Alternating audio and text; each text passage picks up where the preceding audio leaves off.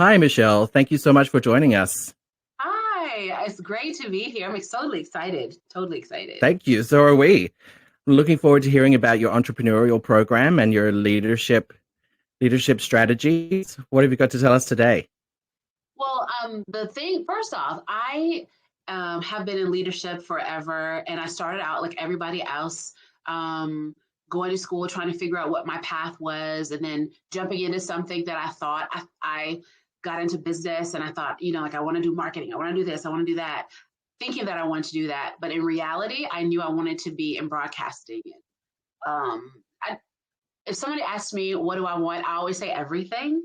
And Mm-hmm. it's because I don't want to have limits. And coming from a small town in Georgia, my parents didn't try to keep my brother and I to have limits. And so we didn't.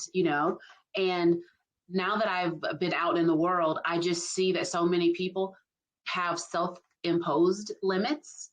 And what I want to do with the rest of my life is to help people overcome those limits and break out of the limits because they're no fun, And so No. I'd say that that's the thing, to be Okay. limitless. That's awesome. So let's start at the beginning. You came from Albany in Georgia. Mhm. Um, can you tell us a little bit about Albany, Georgia? Because that is a small town, right? Yes. It's about, at the time, it was about 60,000 people. And right now we're almost at maybe 100, which is making a big small town now.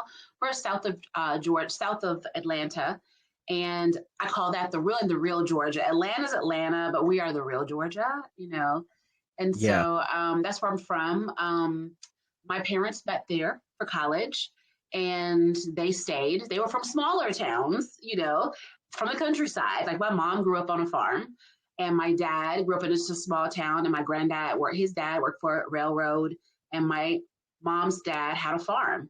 And one of the things about it, Jimmy Carter, the president of the United States, was a superintendent of schools when my mom was in high school, and she signed her certificate. Oh. That's like awesome. But Oh, wow. and That so is. yeah, and so they met, and then they had my brother and I. They met, went to college, got married, had my brother and I, and then we kind of people called us the Cosby kids, kind of because both of my parents were in education, and they were just so upwardly focused. They came from like Georgia, and they were part of that period that they were going to do more and be more. And then us, we had to, like, it would have been an insult. That's how I felt, to not do more and be Mm, more. And at the time, for them, absolutely. their path was education. Like if you were from the South and you were being upwardly mobile at that time, and you were Black or of any color, that education, nursing, those were fields. You know how like now there are fields that you have to get into to go forward, and those were the fields that they chose.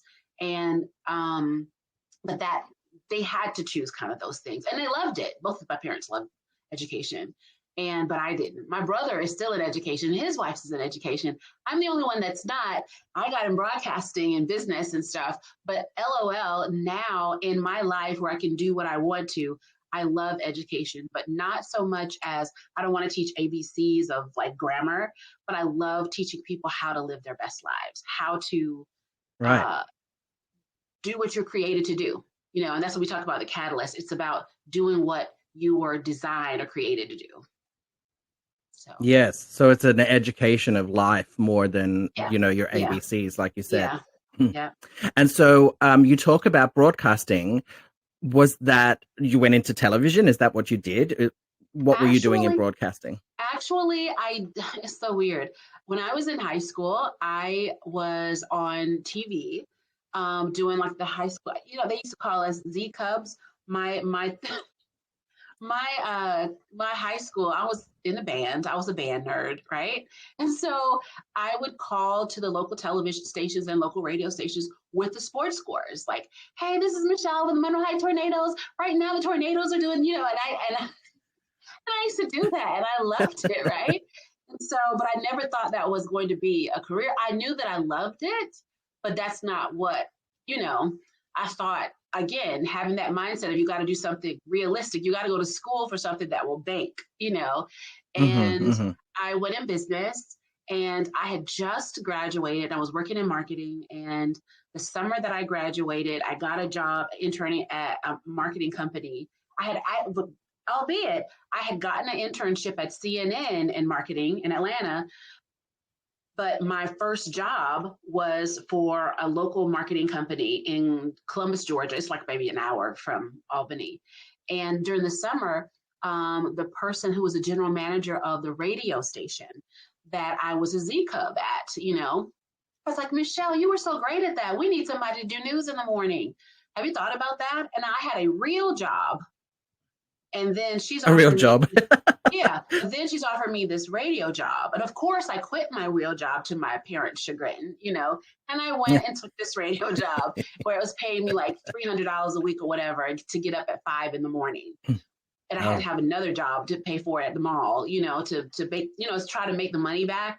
But I loved it. Mm-hmm. I loved it. And I was so hooked, and the business part, but I brought the business part of me to the creative part of broadcasting. And so that's kind of what propelled me forward in my life with broadcasting, was because I had learned the business part. Like, I love the creative part, but I was always looking at, we've got to make these numbers. What do we need to do creatively to get these numbers? Because the numbers are what matter, to give us more room to be more creative later, Yeah. So that's how So you were, I'm sorry. Oh, yeah. I was saying you were basically, now you use these words specifically, leveling up. And I think it was almost like a second nature to you by the sound of it, that you were always leveling up for what was your better life, what was the better life to come to you. And I think your parents, from what you're saying, they were the ones who have instilled that into you and your brother, that a better life is what you need. It has to be a better life. There's no sitting back waiting for things to happen. And so you definitely have taken the bull by the horns and said, okay, let's do this. I need a better life. And for you, even though it was $300 a week, you said your real job. I love that you said it was a real job. Like, going into broadcasting or going into radio wasn't a real job. I had to explain. I had to go over in my mind what I was going to tell my parents about why I'm quitting this 9-to-5 job that they had paid for school for me to get, to come back to Albany. You understand? Go back to my small town and take this job at the radio station in the morning. Do you know what I'm saying? And so I get it. I had it planned out. I'm going to work at the mall. I used to work from 6 to 10 doing the morning show. And then I had to be at the mall. So at 9:50, I would leave after the last broadcast that I had to do, run to the mall and work from 10 to 6 selling handbags or whatever, you know what I'm saying? And that was my day. But that was when I was young. You could work from 6 to 6 dead because you were like, but now, exactly. I didn't even feel it. It was amazing. It was amazing.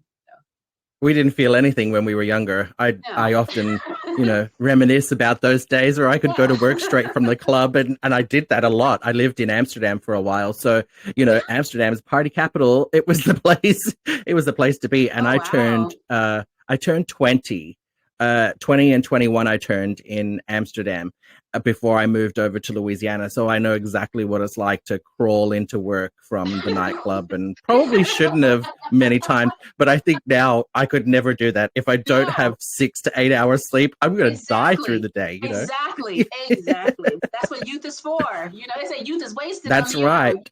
So yeah, it is exactly. Yeah, exactly. So for people who are listening now, do you have something to say that can, I know that there are lots of people, and especially we've just come out of COVID. So there are people who are, let's say, dragging themselves out of the club. COVID was the worst club we've ever been to in our lives. God, yes. We're getting so used to just being at home now all the time.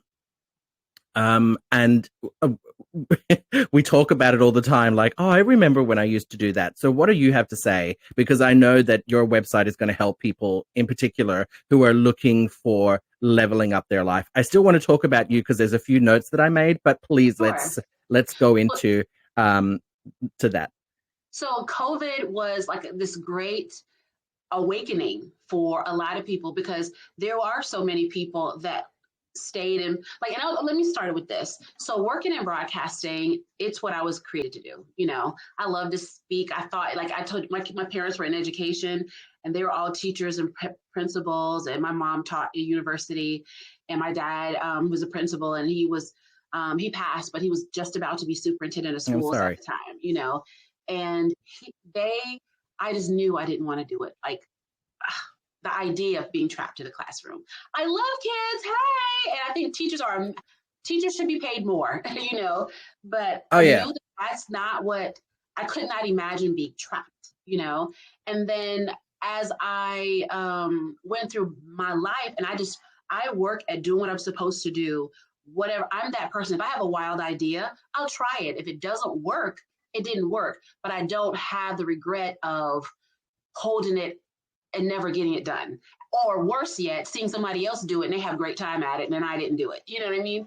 And so, but in life, as I grew older, I saw so many people who were trapped doing something that they didn't want to do because it paid bills, and then their kids came, and then the mortgage came, and then, you know, and they're trapped and they never really got to that life.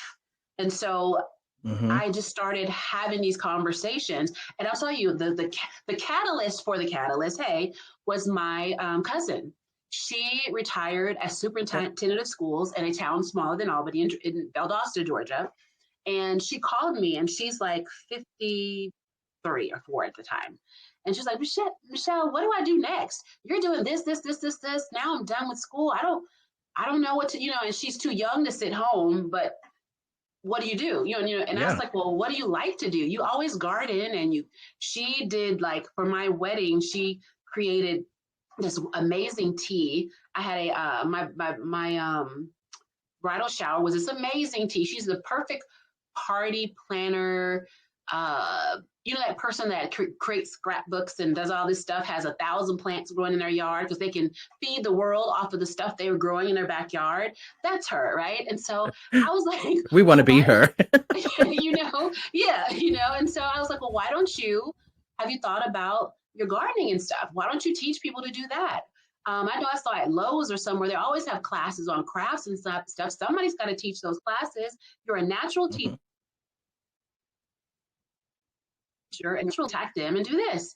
And that put her on a trajectory to that's what she was doing, you know. And so then she started doing voiceover stuff, and you know, and it was just having that moment with her. And she's a superintendent, you know, she was the big guy in her community, and she's asking me, what do I do? You know what I'm saying? It was just the question, the way that she was asking me, she was at a loss, as if she was 16, not knowing what to do with life.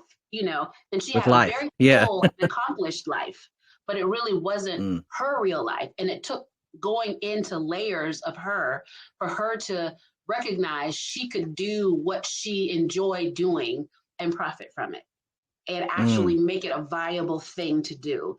And that just kind of opened a door for me for what I call the purpose blueprint formula. It was designed specifically for her because I wanted, in talking with her, I had to go through these steps of, well, what is it that you enjoy doing? Well, what is it that when you do it, there's so much ease to it that it's nothing to you, but to everybody else, where our minds are like, oh my God, can I keep a plant alive? No. Yeah. You know what I'm saying? But you got a jungle in your backyard, and we can all eat forever. If something ever happens, y'all need to find my cousin and go to her backyard. You can eat forever. You know? Okay. You know, you know, and like, and there was nothing. She did that while she's got 12 schools that she had, and she's over. You know what I'm saying? She's superintendent of the school system. You know, and but that was something that, you know, and just breaking down for her the three I call it the three elements for that particular formula. And that started something. That was back in 2015.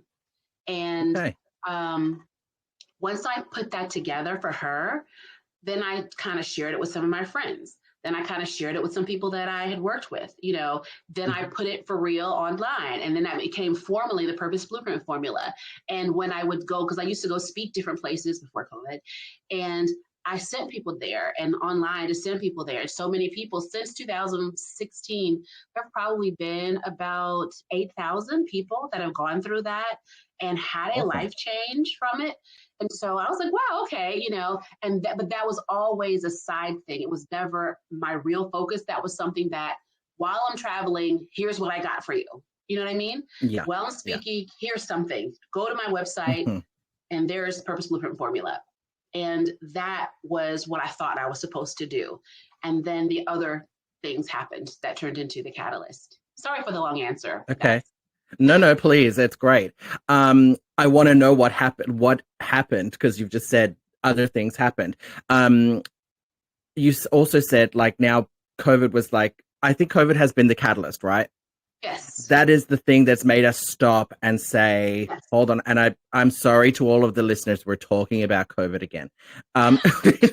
It just is a never ending thing. We're always going to be talking about it. I think it's going to be here for the rest of our lives. But, yeah. But I think it is the catalyst. I'm one of those people, I worked for Australia Post. So I was in an office all day serving people who want to send their mail. And then COVID happened and we were in lockdown, and we would stand there sometimes for 8-9 hours and not a single soul would come in because they're not sending letters anymore. Things changed. Yeah.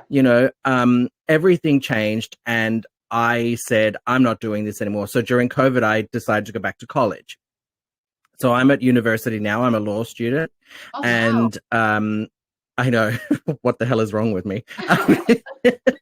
40 years old, I decided to go back to university.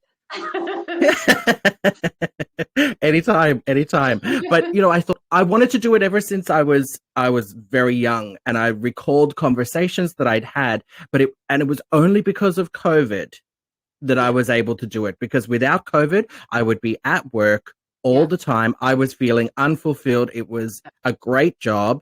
It was good money. It was great people, but I didn't love it. Exactly. Oh, and people are coming out of there now, right? Yeah. People are coming out of COVID doing that now. They're saying, but I don't love what I'm doing. And your program is helping. I've listened. There's, for people who don't know, there is a 15-minute recording that they can go to your website. They can put, I think it's just an email address, because I received it through my email.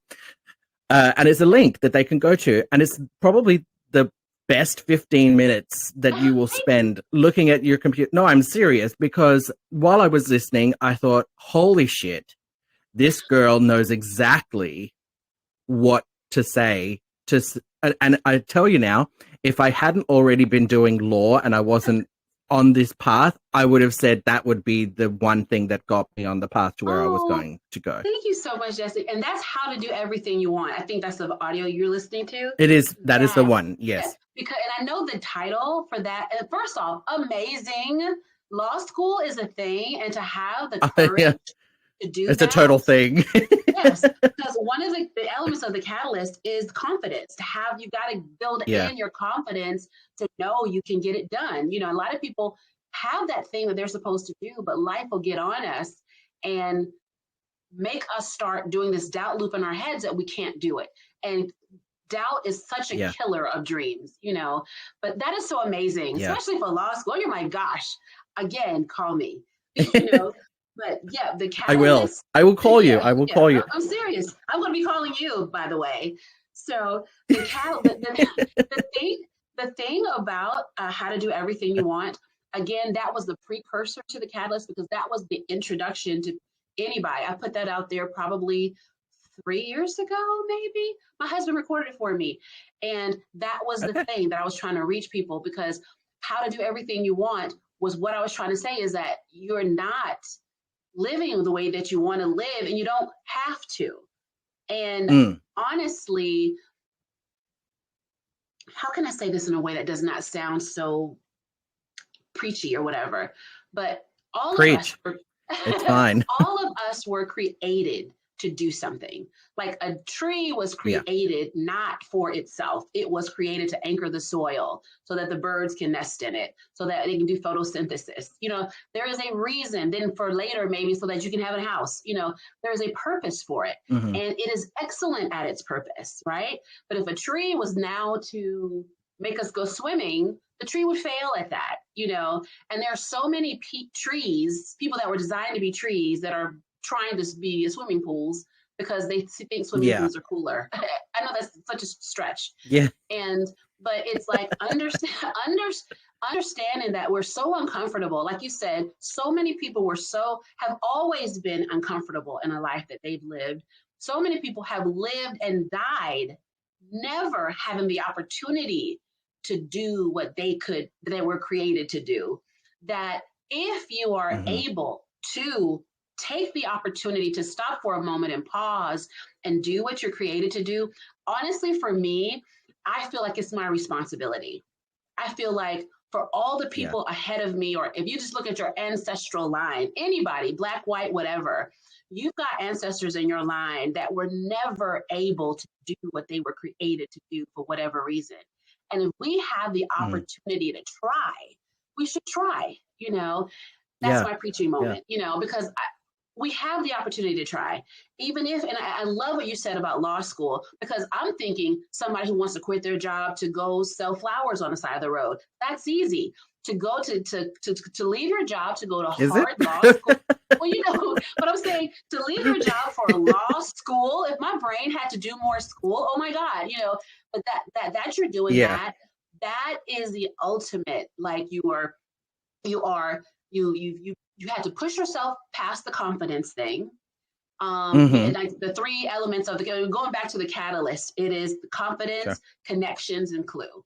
And like most people are stopped because of one of those things. Either they don't have the confidence and they tell themselves no before the thing could tell them no, or before they fail, or before somebody else tells them no.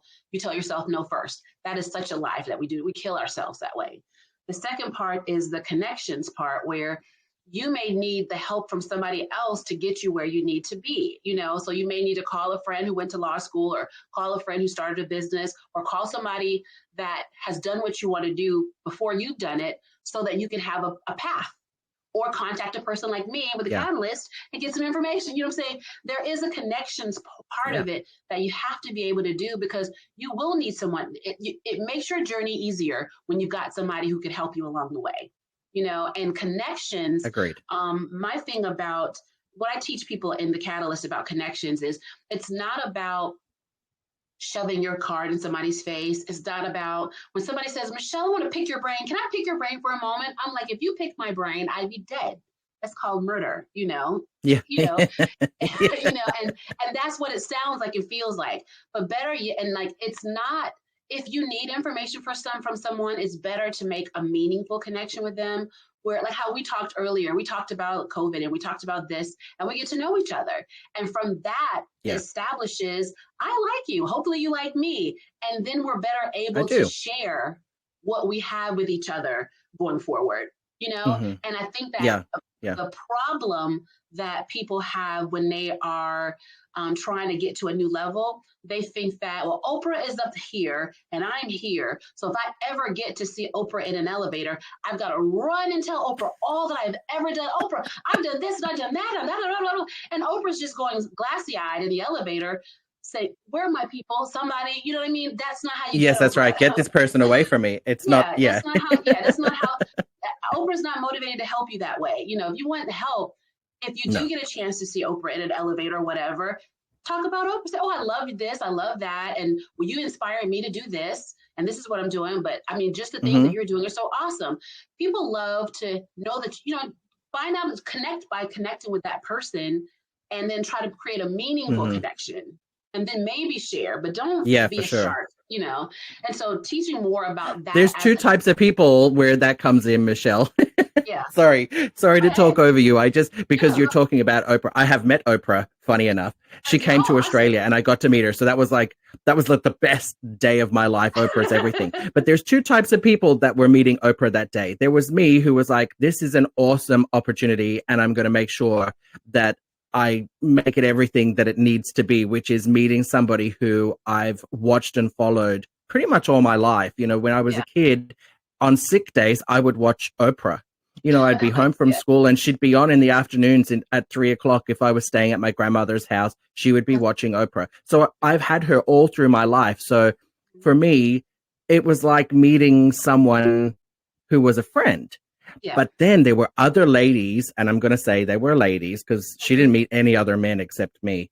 Well, at least not while I was standing in the room. And these women were falling over themselves because they thought Oprah was going to give them a car, or they thought Oprah was going to give them $1 million or something. It was so weird to me to see the real contrast between the people who were meeting. It was either I'm going for broke and I'm going to get what I can from Oprah, or there was people meeting their friend. Yeah.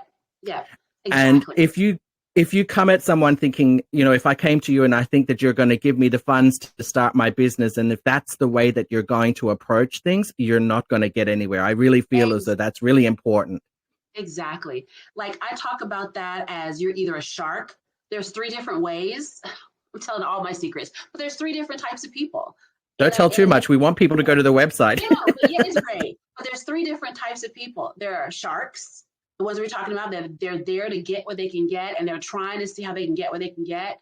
Even if you're not Oprah, if you're at a networking event, they're going to go talk to you. It doesn't matter. Yeah. And then if you don't have enough, the next dish that swims by, they're going to go chase after that. You know, they're just chasing after a meal. Then there are the guppies. They go to the networking event and they're hiding in the corner. They don't really want to be there. They don't say anything. They are just nursing a drink. They go, if they went to the event, that is the success. Because if they get there, they're not going to say anything. They got there.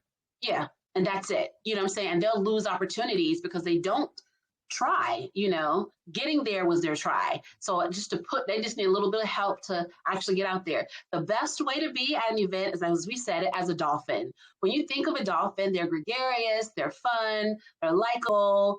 It's not about, and most time dolphins are offering help. They want to make you laugh. They want to enjoy. You know, you think of a dolphin, it wants to play with you and have fun. And so, like, those are my 3 ways. And so I always encourage people to be dolphins. And a part of networking that really works, that's part of the catalyst. It teaches you how to be a dolphin, because that is a skill. If you're naturally born a dolphin, like I can tell you are, and I am, we take things for granted. Like when you saw Oprah, you knew how you felt, but you knew what you needed to be because you're in communication. You know what I'm saying? A lot of people are going to become sharks. They might be dolphins, but then they turn to sharks because they think they got to fight their way up. It's weird. You know what I'm saying? Yeah. And they have to fight. Yeah. And that doesn't translate well to the person that you're communicating to. You know what I'm saying? Because another way to look at it is, and I'm trying not to be too nasty or whatever, but if you're going out, if you're at a club, like we all clubbed, and as a woman, if a guy came to me and he said, "Hey, my name's Tom, let's go to bed," or whatever, you know what I'm saying? I'm like, what? You know, that it doesn't work that way. We might have thought different when we were 18, but now I'm 40. I don't think so. Yeah, you know, I'm like, no, thank you, you know, and at the same time, if you like somebody and you're like, never approach me for a dance, never come to me at all, then I'm not going to see you either. But the guy that comes up and says, "Hey, da da da da," you know, and we talk, and then we find something in common, and then we whatever. I mean, that makes us establishes something. And so, like, when you go someplace and you're if you're a tire store salesman or whatever, and you go to an event and you say, "Hey, I sell tires. You need to get the radial 7,000 is blah, blah, blah, blah, blah, blah, blah," and you just start talking about tires.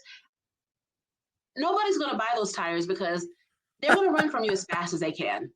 You know what I'm saying? Even everybody needs tires. Everyone has a car needs tires. I just had them. I just got new tires, and the guy was like, "Oh, you need to have this." I'm like, "Buddy, just do the ones I came for." Wait, can you imagine meeting that guy at the barbecue and they cornered you to talk about tires?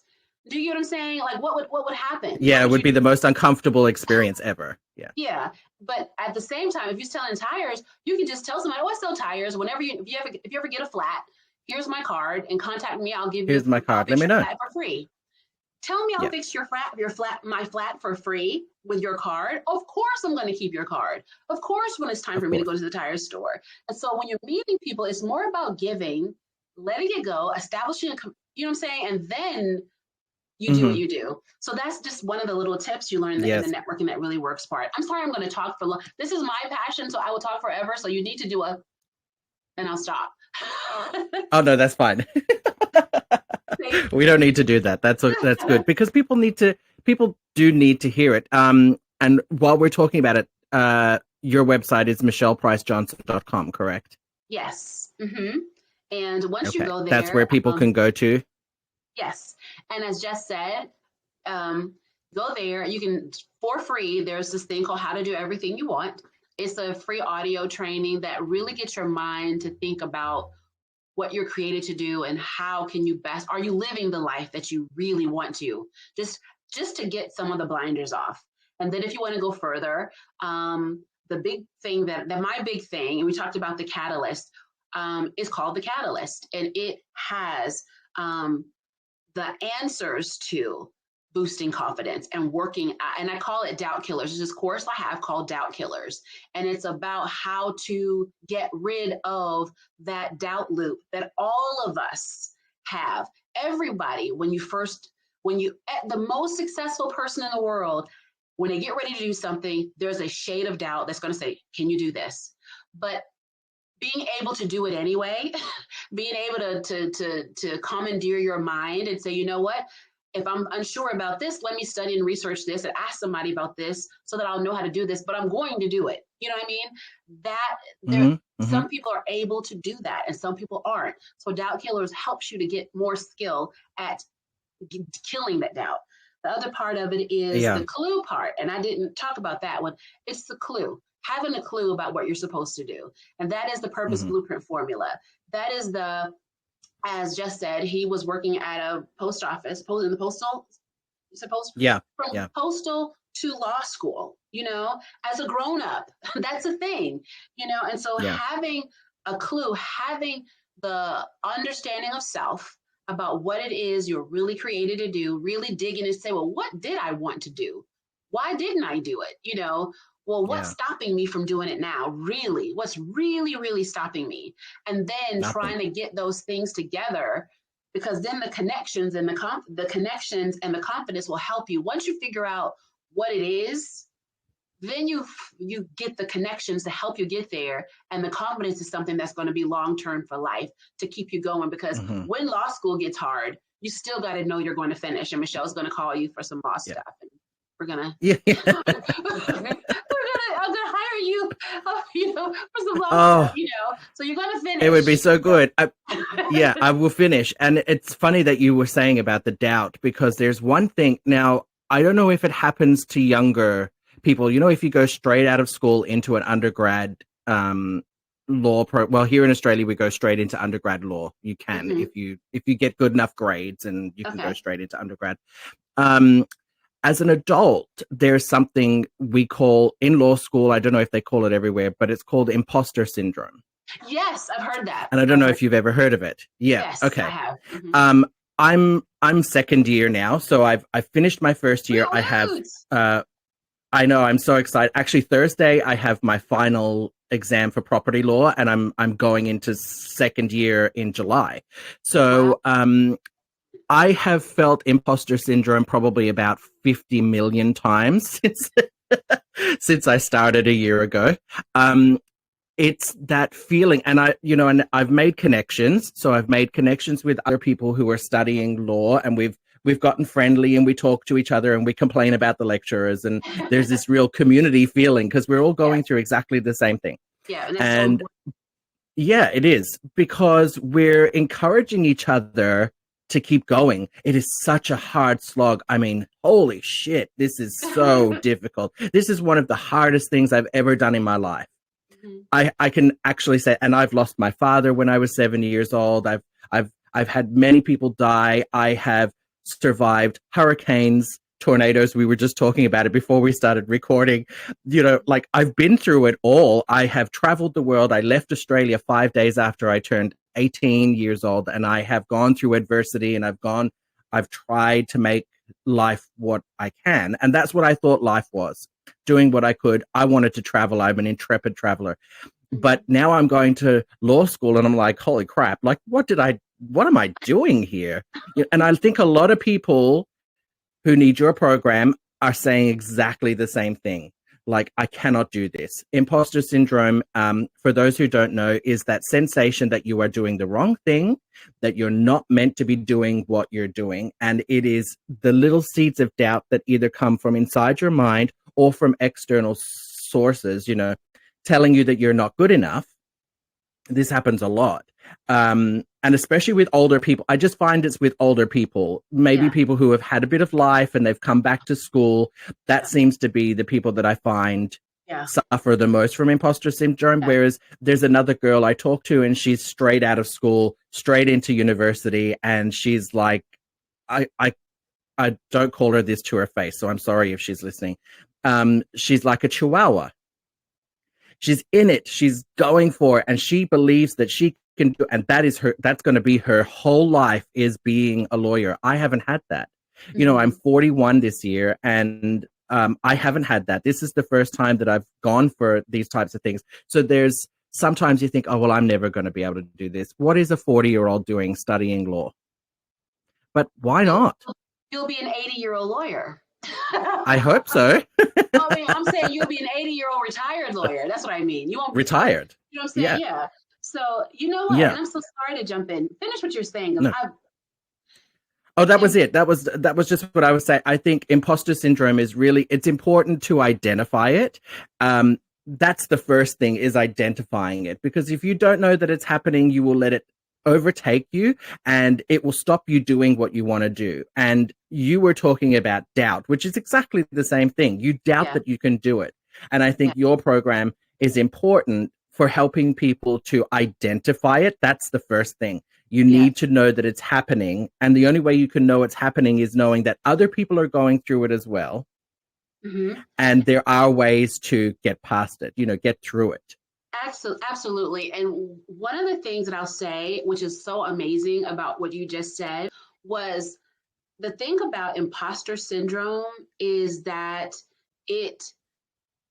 when you said identify it, and there's this thing that I heard in church several years ago, and it was about fear. And fear is false evidence appearing real. So it is that you create a narrative in your brain, and this is why the younger person doesn't have the same imposter syndrome. They don't have the same fear or doubt that an older person does, because the longer you've lived, the more failures you've had in different areas, the more you've seen what somebody falling out. You've seen more homeless people. You've seen what can happen. You've seen what can happen. And so we put that on ourselves. And then that becomes that little sound in our head saying, you're going to be the next homeless person. You know what I'm saying? Whereas the person from school, they've only had successes, but they've had parents or whoever to help them. They don't realize they've had training wheels, but we've lived with training wheels off. And so we've seen that we can fall. You know what I mean? But even in that false evidence appearing real, the first thing to understand is that it's false.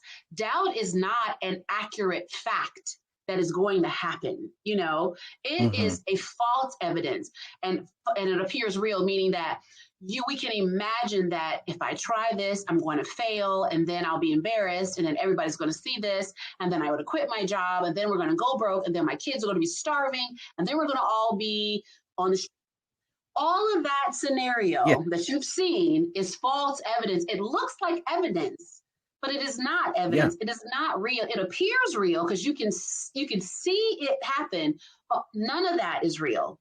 None of it, and understanding that it's false evidence appearing real, you can then kind of readjust, like what is the thing that I'm most afraid about? If I'm afraid that I'm going to quit my job and before people quit their jobs, let me tell you this. Don't do that. Don't do that. I know for me, I did quit my job at a point and started my own company, but I knew that I was going to do it. I planned for it. I saved for it. Mm-hmm. I studied, researched, made connections. I was living in DC, and I knew that I could not support when I jumped free. DC costs a lot more than Nashville, and DC is way more high. There's too much going on for me to start Oh yeah. from the ground, and I could start from the ground in relative safety. Nashville is like such a hometown. It's like I'm from a small town. Nashville is so, it's so friendly, but it's a city, Yes, it is. And so Yeah. I felt when I was here, I felt like this is enough city for me, but I feel safe. So that if I got enough money to last for about 8 months, I can 6 months in, how did I do myself? I had 9 months. 6 months in, I was going to go for it. The last 3 months, if it wasn't working, I was going to go get a job. But in Nashville, I paid for it. I had my 9 months. Do you know what I mean? And so having a plan, but the thing of it is, believe you can do, you've got to have your confidence, you've got to do your research, you've got to do your connections, and then you've got to have your plan too. And then you jump out. Yeah, and so the false evidence appearing real part comes from not having a real plan, not doing the research and establishing what it is you want to do. And I'm sure for you, when you know you want, but I say that, but life can create an exit for you. If you've always known, like how COVID did, COVID created an exit or catalyst for all of us where everybody that was doing something, we got home and then you realize, hey, I don't want to go back to work. This is really not what I wanted to do. You had time to think about other things.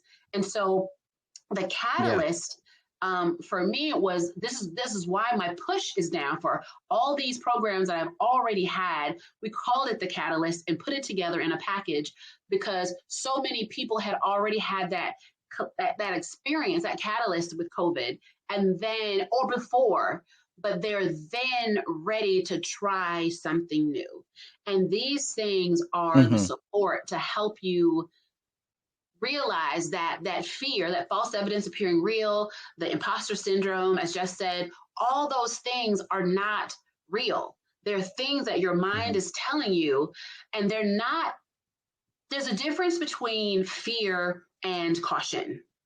Fear is, again, false evidence appearing real. It is, we think there's a monster under our bed when we're a kid. There was never a monster under your bed that's going to jump out and eat you. There never was, but all of us in the dark sometime, you can go, what is that? You know what I'm saying? But there's, there can be a person that's high. Well, I don't want to say that. there can be dangerous situations that you can be in. Yes. And there can be people that can break, but there's never really a monster under our bed. There was never really, Jurassic Park is out right now. There was never a dinosaur that was getting ready to come in and break into your house and eat you. You know what I'm saying? You can think it, but it never was there. Yeah. Hopefully nobody's out there making raptors. You know what I'm saying? But there never was. That is not a possibility. But the fear can make you feel like that's a possibility. And so you've got to identify that fear from, if you're going down a dark alley that you shouldn't be on, and you feel a sense of fear, that's more of a caution that you should not be there. Say you should not be here. That's different than fear. Yes. And so when we have fear, when we have that fear, you've got to take a moment to ask yourself, is this false evidence appearing real, or is this caution? And then if it's caution, get the information. If it's, you know what, I'm going to lose my job and go broke and I'll fail at this. That's more like fear.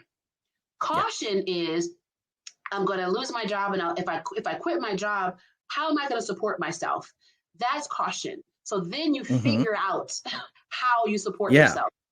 How are you going to? You have to support yourself. You cannot just leave your job and say, "I'm going to do it." Because you have to live still. You don't want to be on the street. You have to live still. You have to eat still. There are things, and I didn't have. That's the thing. I didn't have that choice because there was just no work, and my employers. Here, all the postal service is privatized. So every post office is owned individually. And so those employers that I had ran out of money. And if they're listening, I'm still waiting for them to pay me. So the decision. So better hurry up before he gets out of law school. Better watch out. Exactly. there was not, the decision was taken out of my hands a little bit. Mhm. Yes, I could have just said, okay, I'm going to go get another job, but we were in the middle of a huge, strict COVID lockdown. Where was I going to go and work? All the stores were closed, small businesses were closed, nothing was happening. So that decision was taken out of my hands. So I don't recommend that for anybody. It's been very stressful, and it is not recommended at all. Mhm. Like, I don't recommend it.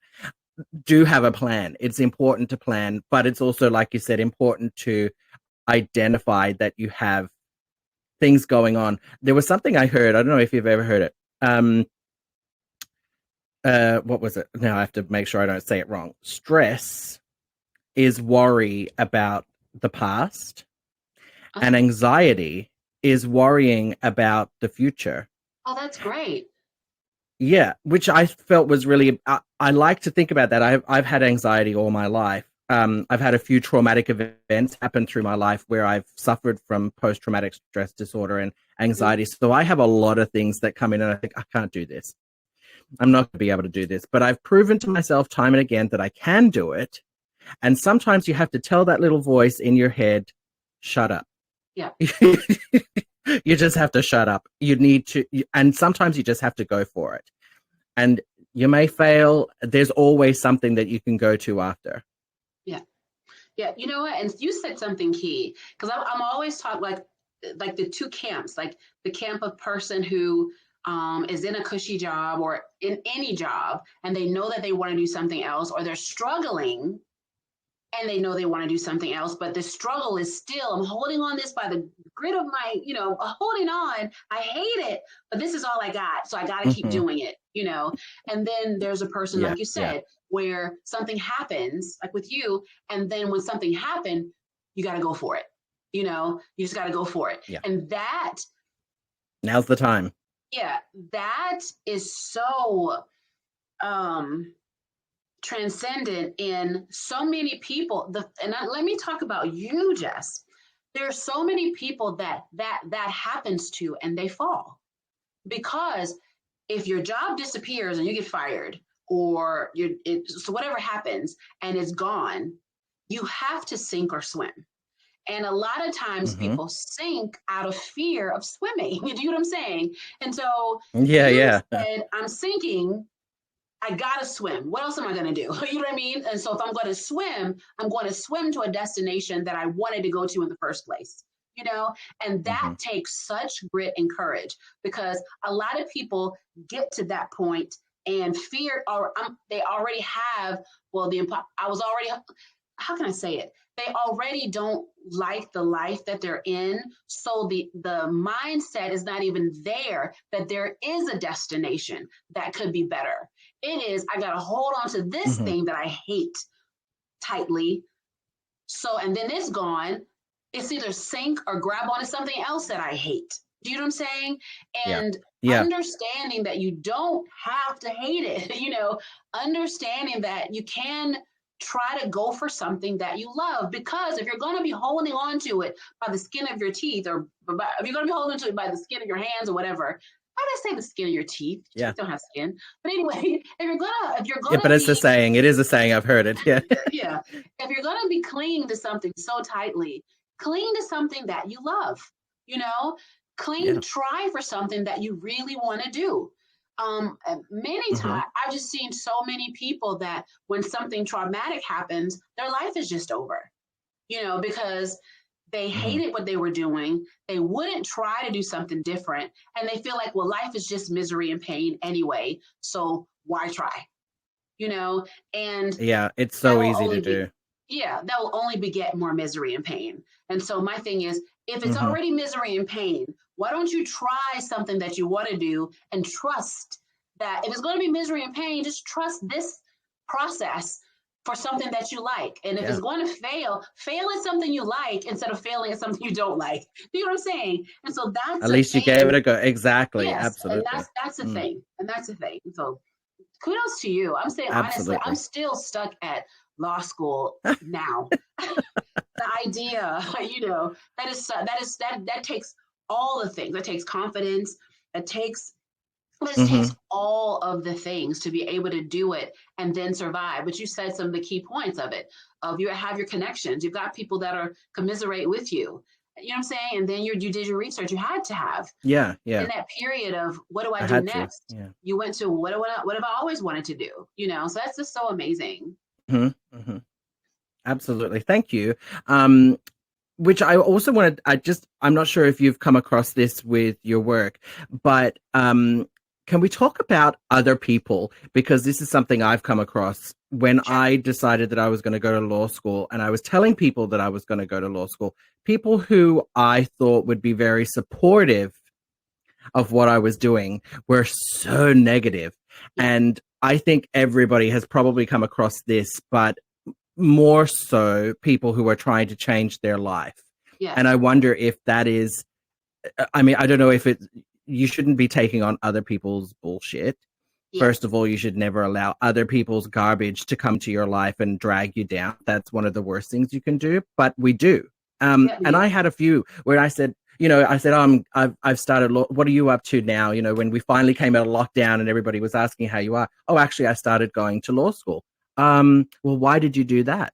You're 40 years old. Why would you decide to do something like that? That's a lot of work. Why would you want to put yourself through that? Why would I want to put myself through that? What a stupid question. Yeah, I'm putting myself through it for something better. It's something I've wanted to exactly. do all my life. I have very clear goals now that I have started.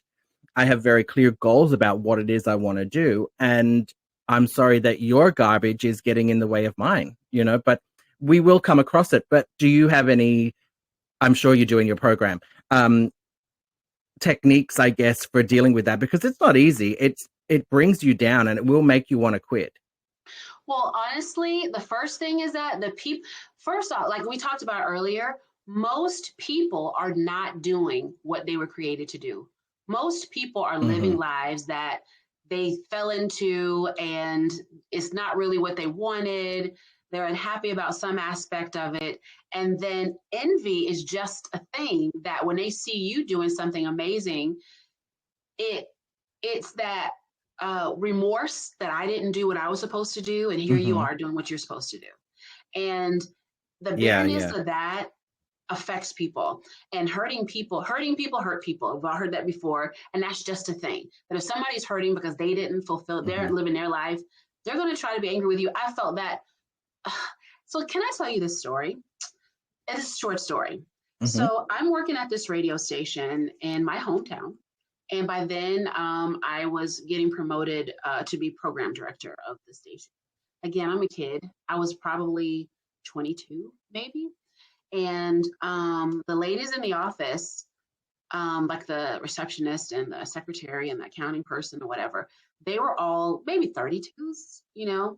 And so when I got, so at a small town radio station, when something happens, a concert, we get a limo and we'd all go with the station and blah, blah, blah, blah, blah.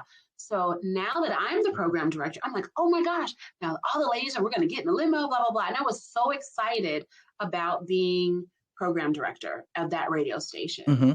Within the first week of me being there, this is a sad story, but there's a good ending. So within the first week, I came to work. I would be there all times of day and night because I loved it. And um, one morning I came in and the owner of the station called me in and he said, Michelle, I need to talk to you. I'm like, okay. He said, you were seen taking one of the televisions, we had like, back in the day, you could win a TV. Somebody had given us television. Said that I was seen stealing the television out of the prize closet, right? And they said they saw you steal his TV and put it in your car.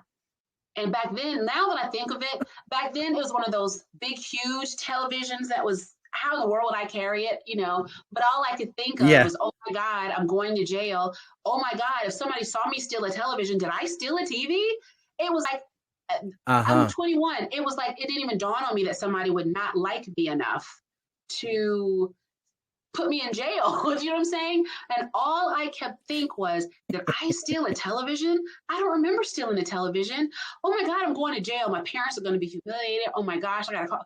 Like all I could think, and I'm just standing there freezing, and I think tears coming down my Yeah. face. I hadn't said anything. because I didn't know how to defend myself, because I thought if they saw me, I must have, who's going to believe me, you know? And Mm-hmm. he said, Michelle, sit down, sit down, sit down, you know? And then he said, what people don't understand is this is my station. I got cameras everywhere. You know, I saw who stole the television. And it wasn't you. But he said, but you've got to understand, with this promotion, people are not going to like you. And you're too happy. You're too happy-go-lucky. You know, you need to harden up, you know. Uh-huh. And that was, I mean, I'm thinking, but when he told me that he saw it wasn't me, then I relaxed. And then I was really crying, because then I just, you know, and that was an education for me, because it did not deter me from going after my goals, but it did open my eyes to the fact that people will be you got to understand, when someone I'm 22 years old and I just get a little baby promotion at a little station in a small town. What in the world would you want me to go to jail for? Do you get what I'm saying? Wow. Yeah. I'm thinking I we're get it. all about to have, now I'm the boss. We're all about to have fun now, you know? And but that's something. And I had to that was something for me. It was pivotal for me, because I had never thought of that before. That was never in my mind, that people would be that way, that weren't enemies to me, that I thought we're all friends, you know what I'm saying? And they were two friends that did that, you know? And who I thought were friends, you know? And so going forward, I just understood from that point that people will be angry with your success, but you have success anyway. You just be cautious and do what you're supposed to do. And when those situations come up, like you said, where you're getting ready to do something different, and somebody in your family may be against you, somebody like in this, people that I thought were my friends were trying to put me in jail. Like, you have success anyway. You do what you do anyway, because now I've lived, I've had fun, I've had other people try to do certain things, but now it's not as shocking to me as that. But you can't be governed by somebody else's hurt past, because hurting people will hurt people. But what you can do is be a lot more savvy about the situations that people are in. If you meet somebody and they're bitter and angry and whatever, don't put all your eggs in that basket, because where they're mean and talking bad about that particular person, I've heard so many people say, well, yeah, he's mean, but he ain't done anything to me. Well, I was like, well, that's just because your time hasn't come. You know what I mean? Yeah. Recognize bad and just don't put your eggs in that basket, you know? Yeah. So yeah, I think that that's such an important lesson that we all have to learn. And yeah, like you said, there are people there are people that are always not. A friend of mine just had gastric bypass surgery and lost like 100 pounds, whatever. And he's a guy, and he said that he didn't recognize that some of his friends that liked him fat didn't like him skinny, you know? And he was just, He'd never thought of that. You know, he's up here living his best life because now he can fit in all the clothes, you know, and be out and exercise. And he thought everybody would be happy. But the friends that he had that didn't exercise, and they're like, well, we don't exercise, remember? You know what I'm saying? Not saying, you know what I'm saying, but just people want you to be where they're comfortable with themselves. And if you go out past that, it could make them be uncomfortable. But you do what you're supposed to do anyway. You should should always be gracious, but you should always do what you're supposed to do. So sorry, that's my long story. That's a great story. Long story. It was a great story, but I always tell that. I'm glad you didn't go to jail. But I did. Can I put these? I did this post a while ago about people who will, the types of people that you should have in your life. And there's 5 types. The one, people who will mention your name for an amazing opportunity. We should always have at least one person who is in position to mention your name for that amazing opportunity. So that you think about, if you've got a circle of friends and nobody can mention your name nobody has access to amazing opportunities in which to mention your name, think about your grouping. People who plan and act on those plans. So you always should have somebody in your group, as best of ever, you know, people who are always, you know what, I think we should do this. And then they actually go do that. You should always have that and do it. person. Yeah. And then people who believe in you more than you believe in yourself. You should always have a cheerleader. Every group, if you've got a circle and you do not have somebody who, when you say, I'm going to law school, like when you first said it, my first thing is, and you're going to finish, and I'm calling you because I need you. You know what I'm saying? You should always have someone who is going to cheer you through because you're going to have tough times. And you need Mm-hmm. somebody that's going to believe in you when you've burnt out, when your imposter syndrome Mm-hmm. kicks in and you really say, you know what, how did I think I could do this in the first place? What was I thinking? Exactly. You need to Mm-hmm. have someone who's going to say you were thinking the right thing because you're going to do it. You're going to get past this. So keep going. You have to have that type of person in your group. And then people who are happy themselves and enjoy seeing you happy. We just talked about that, about the people who are bitter. You'll find so many, it's easy to find bitter people, but you've got to Oh yeah. intentionally find people who are genuinely happy for themselves. They are going to be happy seeing you happy too, you know? Yeah. And then the last one Yeah. is, oh, I'm sorry. And then the last one is people No, who no. aren't afraid of your success. When you Mm-hmm. become the super attorney of the world, people who are happy to be able to say, I knew him when he wasn't anything and he's amazing. I knew him when he was Yeah. here. And that's my friend. You want to have people who are not afraid of the biggest possible success you can be. They aren't afraid of that. They're really ready for it so that they can cheer you on. So I just want to make sure I cover Mm-hmm. Mm-hmm. this too. That's awesome. And it's so necessary. I know that I don't have a huge circle of friends. I learned a long time ago that not everybody is your friend. So you need to pick your friends carefully. And like you said, people who are not afraid of your success, people who are not afraid of the things that you're doing, they're living their own life. They've got their own path that they need to follow. And that's fine. Everybody, but you could be one of those people for that friend. Yeah, we should all, and I should say, It's you all should always mutual. strive to be that person because you should not be the bitter one and you Yeah. want somebody else to be happy for you and you're not mad. You know what I'm saying? So Yeah. I should have put that Yeah. on Yeah. there, but make sure that you are at least, well, you make sure that you're all of those things to somebody. You know, you Yes. won't be all of them to Yeah. everybody, but at least that you can No. find your cheerleader with somebody and somebody that you know that's Yeah. super successful and you're glad that they're successful. Do you know what I'm saying? Make sure that you're in Yes. that too. And just don't be the bitter one. Yeah, please don't be the bitter one. Please don't be the bitter one. Michelle's website is Michelle Price Johnson. That's Michelle with 2 L's, Price Johnson, JOHNSON.com. Michelle, it has been an absolute pleasure speaking with you today. Same to Thank you you. so much for joining us and sharing your secrets with us. And Thank you. I hope that some people will come by and let you know that they heard you on this show. And we'd love to have you back sometime. We're Are you always, if you've kidding? got something else to say, we would love it. No, and also don't think I'm playing. As soon as you're done, I don't know when you become a lawyer, can you do stuff in the States? But hey, Yes, I can. In fact, it's part of my plan. okay. So please, I'm going to be calling you. So you keep my stuff because I would love to talk with you before and after, you Absolutely. know, so before and after the video. Yes, Well, absolutely. absolutely. One It's been thing. an absolute pleasure. Oh, yeah, go on. Because my name, Michelle Price Johnson, is so hard, if people are trying to reach me, they can go to leadingatlife.com because the 2 L's and whatever, leadingatlife.com should also direct you to my site as well. So Leadingatlife.com. leadingatlife.com. Mm-hmm. The links will be in the show profile as well. We'll link in. You've got also a Facebook page, which I am following. So Cool. it's we'll find you through that way. So through Facebook, leadingatlife.com, michellepricejohnson.com.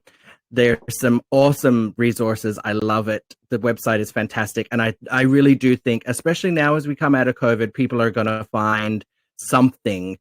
Even if it's one thing, I really think that they should call past your website, have a look, because there are a lot of resources that I think will help people. And it's very important that we try to sort of readjust ourselves, realign ourselves with the universe and all the energy, and, you know, try to shake it up and shake the code off of us, because it's time to get on with life. And if you're in that position, or if you've been thinking about it and post COVID, you're ready to get out of the funk, it's time.